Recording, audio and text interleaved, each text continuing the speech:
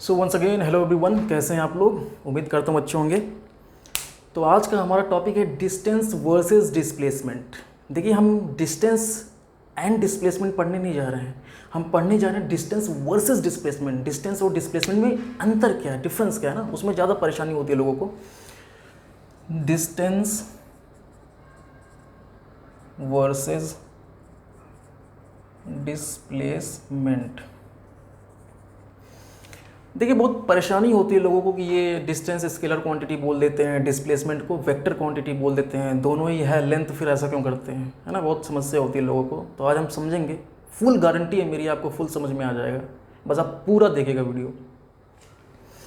देखिए, मान लीजिए हमें ए से बी जाना है, ये स्टार्टिंग पॉइंट है ए, ये आपका डेस्टिनेशन है जहाँ आपको जाना है बी, है ना। मान लीजिए मैं उठता हूँ, किसी दिन उठता हूँ, ए से बी जाता हूँ और मैं ऐसे इस रास्ते से होके जाता हूँ, ठीक है। मान लो ये रास्ता में मुझे पड़ा 5 किलोमीटर का, मुझे 5 किलोमीटर चलना पड़ा इस रास्ते पे। तो मैं आऊँगा, मैं आपसे बोलूँगा यार मैं ए से बी गया था, 5 किलोमीटर का रास्ता है ना। मैं आपसे ये कहूँगा, आप आते हैं, आप ए से बी ऐसे इस रास्ते से होके जाते हैं, इस रास्ते से होके जाते हैं। ये देखिए थोड़ा सा लंबा लग रहा है, इससे मान लीजिए ये 7 किलोमीटर का रास्ता है। आप आएंगे, आप कहेंगे नहीं यार मैं तो ऐसे भी गया था, मुझे 7 किलोमीटर पड़ा था, है ना। कोई और तीसरा आदमी ये उठता है, ऐसे ऐसे होके जाता है, इस रास्ते से होके जाता है, ये मान लो 8 किलोमीटर का रास्ता है। ये तीसरा आदमी कहेगा नहीं यार मैं तो ए से बी गया यार, मुझे 8 किलोमीटर लंबा पड़ गया था यार, है ना। सो ए से बी के बीच की डिस्टेंस हुई क्या एग्जैक्टली।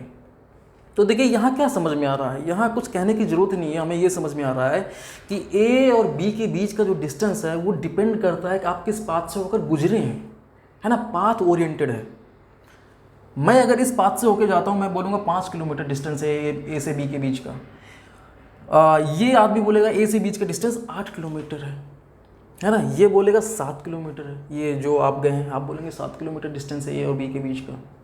तो डिस्टेंस पाथ ओरिएंटेड होता है, जिस पाथ से भी होके आप गुजरे हैं उस पाथ की टोटल लेंथ मेजर कर लीजिए, वही क्या हो जाएगी, डिस्टेंस हो जाएगी ए और बी के बीच में, उस केस में जिस पाथ से आप होके गुजरे हैं उस पाथ के लिए, है ना। अच्छा, मैं आपसे कहूँ यार कोई शॉर्टकट बताओ यार, इतना मेरे को चलना नहीं है। तो आप कुछ शॉर्टकट का मतलब क्या, मुझे इतना चलना ना पड़े, आप कुछ कोई छोटा ऐसा रास्ता ढूंढोगे जिसमें कम चलना पड़े। मान लो आपने मुझे एक रास्ता ये बताया, ऐसे मान लो ये 4 किलोमीटर का है, तो शॉर्टकट ही हो गया ना। इसके कंपैरिजन में तो शॉर्टकट ही हो गया, 8, 5, 7 के कंपैरिजन में तो कमी है, तो एक शॉर्टकट ही हो गया। मैं तो यही प्रेफर करूँगा ना, ये वाला रास्ता, अगर मुझे शॉर्टकट में जाना है। अच्छा, मैं थोड़ा और क्यूरियस हो गया ना, मैंने आपसे कहा यार कोई बेस्ट शॉर्टकट बताओ, उससे बेस्ट हो ही ना सके कोई शॉर्टकट, तो आप क्या बोलोगे। सबसे बेस्ट शॉर्टकट क्या होगा, ए और बी को जो ज्वाइन करने वाला स्ट्रेट लाइन होगा, straight line joining A and B, इससे छोटा कोई रास्ता आपको नहीं मिलेगा, है ना। ये जो स्ट्रेट लाइन है, हम ए और बी को ज्वाइन कर रहे हैं स्ट्रेट लाइन से, इससे छोटा मान लो ये 3 किलोमीटर का है। सो इससे छोटा, इससे ज़्यादा शॉर्टकट रास्ता आपको नहीं मिलेगा, ठीक है। अच्छा, आप देखिए, हम जानते हैं डिस्टेंस क्या होती है, 2 पॉइंट के बीच आप जिस पाथ से होकर गुजरे हो उसकी टोटल लेंथ मेज़र कर लो, डिस्टेंस हो गई। और डिस्प्लेसमेंट क्या होता है, डिस्प्लेसमेंट हम कहते हैं ना, डेफिनेशन है कि ए और 2 पॉइंट के बीच का डिस्प्लेसमेंट, ए एंड बी के बीच का डिस्प्लेसमेंट क्या हुआ, length of straight line between A and B. तो जो ये स्ट्रेट लाइन है, ए और बी के बीच का स्ट्रेट लाइन, इसकी जो लेंथ होगी 3 किलोमीटर, ये डिस्प्लेसमेंट हो गई। अच्छा, ये तो सब जानते हैं। तो समस्या ये है यार, तुम डिस्टेंस को यार स्केलर बोल रहे हो, डिस्प्लेसमेंट को वेक्टर बोल रहे हो, ऐसा क्यों है। मेन सवाल तो यही है ना, डिस्प्लेसमेंट वेक्टर क्यों है और वो स्केलर क्यों है डिस्टेंस। अच्छा, उससे जानने से पहले स्केलर और वेक्टर के बारे में जानना बहुत ज़रूरी है। स्केलर क्या होता है, देखो स्केलर वेक्टर 2 टाइप की क्वांटिटीज़ बनाई क्यों गई हैं फिजिक्स में। देखिए क्या है ना, कुछ ऐसी फिजिकल क्वांटिटीज़ होती हैं जिसके साथ डायरेक्शन का बताना कोई सेंस नहीं बनता है, ज़रूरत ही नहीं है। जैसे मैं कहूँ कि मेरे पास 5 किलो चीनी है, मैंने आपसे बोल दिया मेरे पास 5 किलो चीनी है, तो इस कंप्लीट सेंस आपको मेरा समझ में आ गया मैं कहना क्या चाह रहा हूँ। आप समझ गए, अच्छा ये कह रहा है कि मेरे पास 5 किलो चीनी है, आप समझ गए पूरा सिनारियो क्या है। मैंने कहीं डायरेक्शन की बताया? मैंने बताया क्या कि मैं इस चीनी को ईस्ट डायरेक्शन में रखा हूँ अपने घर में? बताने की ज़रूरत है क्या? नहीं। मैंने बोला मेरे पास 5 किलो चीनी है, आपको कंप्लीट सेंस समझ में आ गया, ठीक है। अच्छा, तो ये क्या होगा? स्केलर क्वांटिटी ऐसी क्वांटिटी है जिसमें डायरेक्शन कोई नीड ही नहीं है, सिर्फ मैग्नीट्यूड से। 5 किलोग्राम क्या है? मैग्नीट्यूड ही तो है। सो ऐसी फिजिकल क्वांटिटी जिसमें डायरेक्शन की ज़रूरत ही नहीं है, वो स्केलर क्वांटिटी होती है। हिंदी में हम क्या बोलते हैं? अदिश राशियाँ, स्केलर क्वांटिटीज, ठीक है।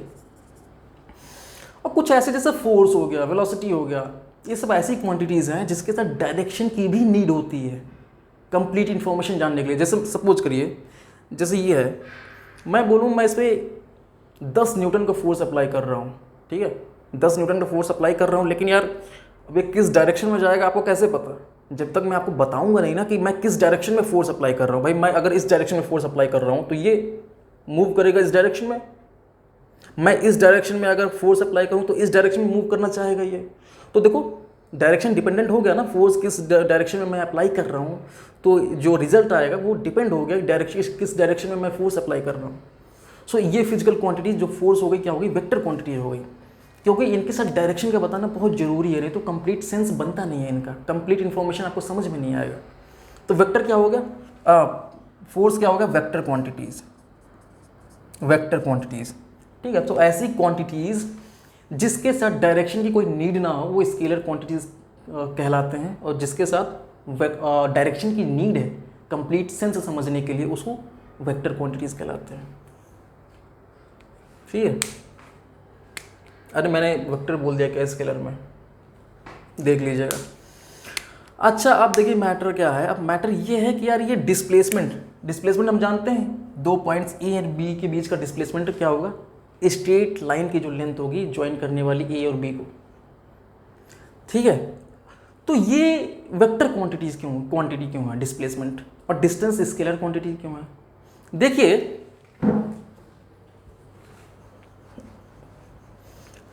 अगर मैं कहता हूँ कि ए और बी के बीच का डिस्टेंस 10 किलोमीटर है, मान लो मैं ऐसे गया 10 किलोमीटर, मैं ऐसे गया, ये मुझे 10 किलोमीटर पड़ा, ठीक है। अच्छा आप इस रास्ते में देखिए, आप गए, पहले आप इस डायरेक्शन में चल रहे थे, फिर इस डायरेक्शन में, फिर इस डायरेक्शन में, फिर इस डायरेक्शन में, डायरेक्शन कोई फिक्स नहीं है। और अगर मैं कहता हूँ ए और बी के बीच की डिस्टेंस 10 किलोमीटर है, और भी रास्ते हो सकते हैं 10 किलोमीटर वाले, भाई ए भी तो हो सकता है 10 किलोमीटर का। भाई मैं ऐसे करते 10 किलोमीटर इसको बना दूँ, इस ऐसे रास्ते से जाऊँ कि मैं 10 किलोमीटर इसको बना दूँ खींचतान के, ये भी 10 किलोमीटर का हो गया लेंथ। सो 10 किलोमीटर का डिस्टेंस कई रास्ते हो सकते हैं, है ना। अच्छा लेकिन अगर मैं कहूँ कि मुझे यार सबसे शॉर्टकट वाले रास्ते से होकर गुजरना है, यानी ये straight line joining A and B, जो भी आप डिस्प्लेसमेंट बोलते हैं, है ना। तो इस केस में देखो, अगर आपको ये रास्ता फॉलो करना है, मैं कहूँ अगर आपको ये स्ट्रेट लाइन फॉलो करना है ए से बी जाने के लिए, तो आप देखिए आपकी डायरेक्शन हमेशा पूरी जर्नी के दौरान एक फिक्स है। देखिए अगर ये डायरेक्शन है ईस्ट वेस्ट नॉर्थ साउथ, ये देखिए आपका डायरेक्शन पूरे जर्नी के दौरान फिक्स है ईस्ट डायरेक्शन में, ठीक है।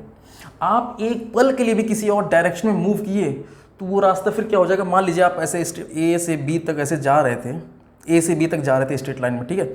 अगर आप एक सेकंड के लिए भी इधर मुड़ गए फिर वापस आ गए तो भी देखिए ये 4 किलोमीटर से थोड़ा सा लंबा हो जाएगा, नहीं 4.1 किलोमीटर 4.2 किलोमीटर जो भी है, 4 किलोमीटर से वो ज़्यादा हो जाएगा चाहे आप मिली सेकेंड के लिए किसी और डायरेक्शन में मूव कर गए तो पूरी इंटायर जर्नी के दौरान अगर आप ए से बी स्ट्रेट लाइन से होके जाते हैं तो आपकी डायरेक्शन फिक्स है हमेशा ईस्ट डायरेक्शन में। तो यहाँ अपने आप डायरेक्शन फिक्स हो जा रही है, इसीलिए वेक्टर क्वांटिटी है डिस्प्लेसमेंट। समझ रहे हैं आप? तो डिस्टेंस स्केलर क्वांटिटी हो गई, क्योंकि भाई देखिए अच्छा अब आप कहेंगे ना यार देखो ये भी लेंथ ही है, ये भी लेंथ ही है, लेंथ तो भाई स्केलर क्वांटिटी होती है, किसी चीज़ की लेंथ 5 किलोमीटर 10 किलोमीटर 15 किलोमीटर ये भी लेंथ है। भाई मैं कह देता हूँ कि मैं इस पाथ से होकर गया तो मुझे ए और बी के बीच का डिस्टेंस 10 किलोमीटर पड़ा, वैसे ही मैं कह सकता हूँ कि यार मैं ए से बी इस पाथ से होकर गया, मुझे ए और बी के बीच का डिस्टेंस 3 किलोमीटर मिला। तो इसको अब अलग से डिस्प्लेसमेंट क्यों कह रहे हो भाई, जब सबको डिस्टेंस कह रहे हो? देखो इसका बहुत यूज़ है, फिजिक्स में इसका बहुत यूज़ है डिस्प्लेसमेंट का, समझ रहे हो। जैसे मैं कहूँ कि यार मान लो कोई चीज़ है मैं कहूँ यार उस चीज़ की, मान लो एक बॉटल है मेरे पास, मैं कहूँ यार वो बॉटल अभी इसी रूम में बॉटल है और उसकी डिस्टेंस मेरे से 2 मीटर है, ठीक है, तो आप बता नहीं पाएंगे यार कहाँ रखी है बॉटल। लेकिन मैं कहूँ कि वो जो बॉटल है ना, मेरे से 2 मीटर डिस्प्लेस्ड है, मेरी बॉडी से 2 मीटर डिस्प्लेस्ड है ईस्ट डायरेक्शन में, तो आप एग्जैक्ट लोकेशन उसकी बता पाएंगे वो बॉटल है कहाँ, है ना। आप मेरे से ईस्ट डायरेक्शन, जो भी ईस्ट होगा वहाँ मेरे से 2 मीटर आप चलेंगे वो बॉटल आ जाएगी। तो इसका फिजिक्स में एग्जैक्ट लोकेशन आप पा सकते हैं किसी चीज़ का, तो फिजिक्स में इसका बहुत यूज़ है, समझ रहे हैं आप। तो यहाँ पर डिस्प्लेसमेंट के केस में ना डायरेक्शन फिक्स है इंटायर जर्नी के दौरान। इस शॉर्टकट से अगर आप जाते हैं straight line joining A and B, तो आपकी डायरेक्शन हमेशा ही फिक्स रहेगी ईस्ट डायरेक्शन में, इसीलिए अपने आप डायरेक्शन आ जाती है यहाँ पे, इसीलिए ये वेक्टर क्वांटिटी हो जाता है डिस्प्लेसमेंट, ठीक है। बाकी डिस्टेंस क्या है, डिस्टेंस तो 10 किलोमीटर, कैसे भी आप किसी भी पाथ से आप 10 किलोमीटर बना सकते हैं, ठीक है। तो थोड़ा सा भी अगर आपको यूज़फुल लगा हो ये क्लास, तो please like share and subscribe, और ऐसे ही आपको बेहतरीन क्लास मिलती रहेगी आगे भी। So thank you for watching, all the best.